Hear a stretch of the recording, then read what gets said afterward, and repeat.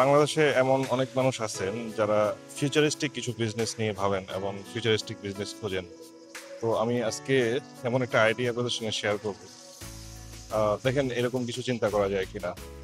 এমন একটা বিজনেস, একটা মডেল যেটা কিনা ভবিষ্যতে একটা ভালো পপুলারিটি পাবে বাংলাদেশে।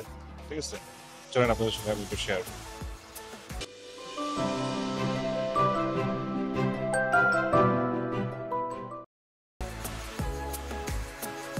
ঢাকায় যারা বাস করেন তারা আসলে এখন কাপড় চোপড় ধোয়া নিয়ে খুব প্রবলেমের মধ্যে আছে। তো দেখেন এই ধরনের একটা পরিবেশ যদি ক্রিয়েট করা যায় যেখানে মানুষ সপ্তাহে একদিন আসবে তার সব কাপড়পত্র নিয়ে, এবং 1-1.5 ঘন্টার মধ্যেই সব পরিষ্কার করে একেবারে নিয়ে চলে যাবে বাসায়, এবং খরচটাও একটু সহনীয় হবে।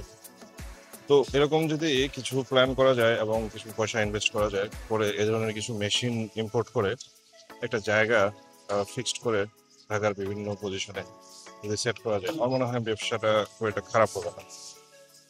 তো যারা বিজনেস আইডিয়া খুঁজছেন, কিছু টাকা পয়সা ইনভেস্ট করতে চান এবং ফিউচারিস্টিক বিজনেস খুঁজছেন, তারা চাইলে এই ধরনের বিজনেস আসলে প্ল্যান করতে পারেন। আমার মনে হয় খারাপ হবে না।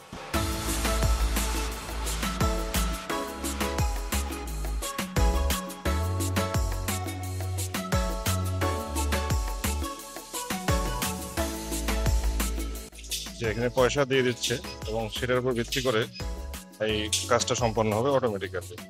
যেখানে জাস্ট একজন হেল্পার আছে এখানে, সে পেমেন্ট সিস্টেমটা জাস্ট হেল্প করছে, এবং মানুষ এসে নিজে নিজেই সব কাজ করে নিয়ে একটা সময় ডেলিভারি নিয়ে চলে যায়।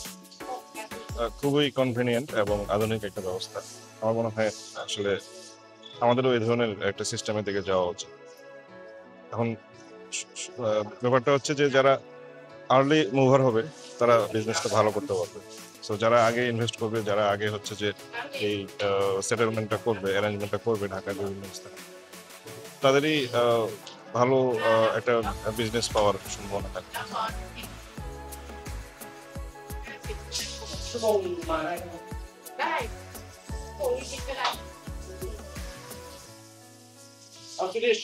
Finished?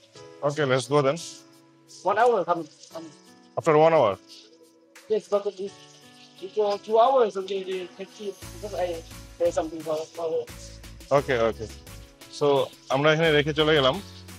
তো 1 ঘন্টা 2 ঘন্টা পরে এসে কাপড় নিয়ে যাব।